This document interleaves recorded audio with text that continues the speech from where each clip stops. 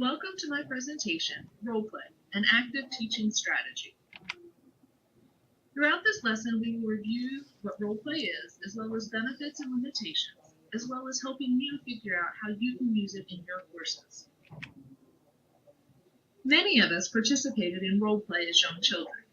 Now we're continuing to learn in this same manner.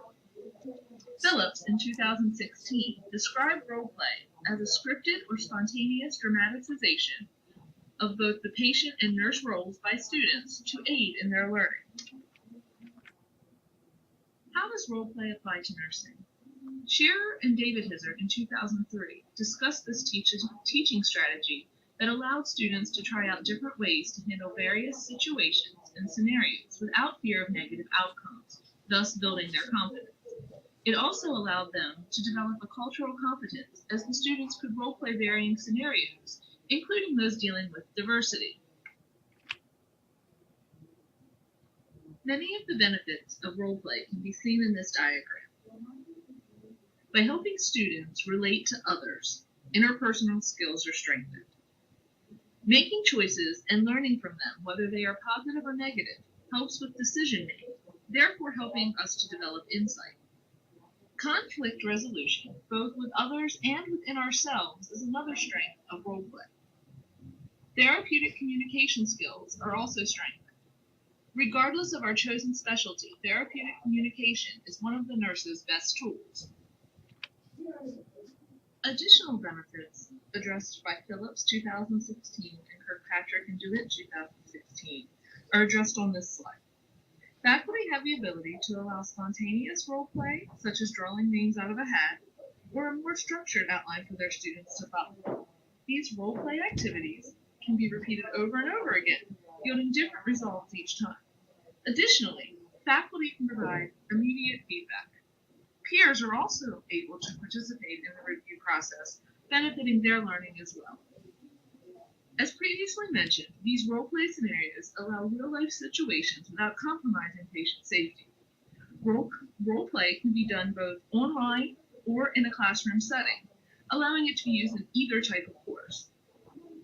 Finally, it is a teaching strategy as well as an evaluation method.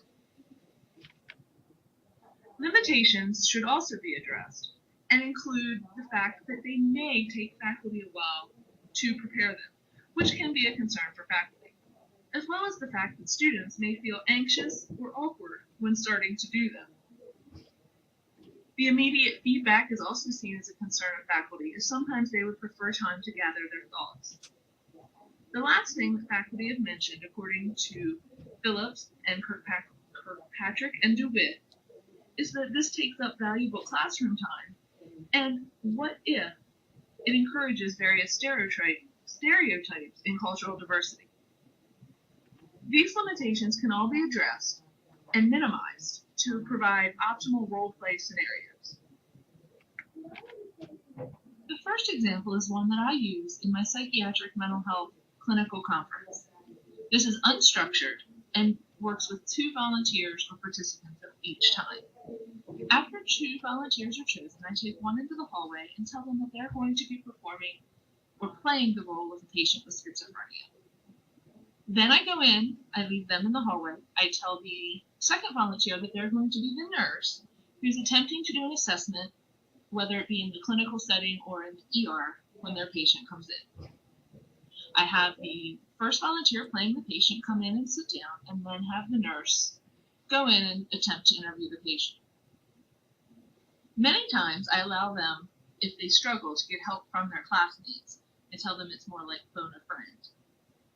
After they're done, we debrief. I ask each of them how they felt, and we discuss the feelings that were associated, as well as what went well and what could be improved upon. This is a role play in the Learning Lab. It is a much more structured environment. Lee is a 21-year-old MISU student. Last night, Lee was admitted to an orthopedic unit following her surgery for a fractured femur. Upon admission, Lee's blood alcohol content was at 0.08%, which is over the legal limit in Missouri. Today, her nurse is going to give her a brief drug and alcohol screening before the orthopedic doctor comes in. Lee is currently in the pre-contemplation stage of change because she is not considering change and is unaware of the health risk of alcohol that is affecting her. Hi Lee, my name is Allie and I will be your nurse today. I see you came in with a pretty serious injury last night. How are you feeling today? I'm feeling pretty tired and a little sore, but overall I'm fine. Okay, well, if you have any questions or concerns, let me know. Okay, thank you. So here in your chart, it says that your blood alcohol content was 0.08% when you came in last night. Would you be open to talking about that today? Yeah, that is fine. We can talk about it. Great. Okay. In the past year, have you had 4 or more standard drinks in a day? One standard drink is 1.5 ounces of hard liquor, 5 ounces of wine cooler, 12 ounces of beer, or 8 to 9 ounces of malt liquor. I don't normally have that much, but every now and then I go out with the girls and maybe have more than 4 standard drinks. Okay. Well, in a typical week, do you have more than 7 standard drinks? Not every week, but on my more social and stressful weeks, I would say I definitely have more than 7. Being a college student can be really stressful. As you can see, the instructor played a greater part setting the stage, and there was more of a scripted role for the nurse. Example 3 relates to cultural competence and involves 3 students in each group. The role of the observers is specific as well as the role of the faculty. When 3 students are chosen, one plays the culturally non-competent nurse, one plays the patient, and a third student is in the background, will play the role of the culturally competent observer or additional nurse, depending. The observers are given specific roles and are really at the discretion of the faculty, whether they'd like to have them answer questions as they go along or just specific questions to be answered at the end of the experience. The faculty role is to set the stage, to give the guidance as to what is allowed and what is not allowed, give them the scenario, and provide them a great deal of structure. The culturally incompetent nurse will engage in an interview with the student that is portraying a specific culture.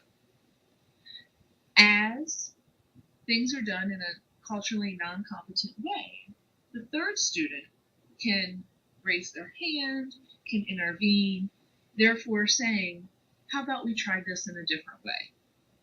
As I said, this is a much more structured example, but can lead to assisting student nurses develop empathy and a great deal of cultural competence. The fourth and final example is the silent role play. This also involves 2 participants, and most of the time, the participant playing the student will draw a task out of a hat.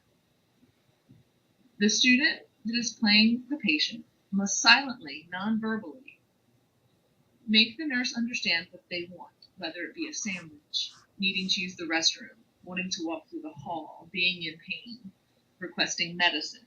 Any task or any need that they want to get conveyed to the nurse to meet their need.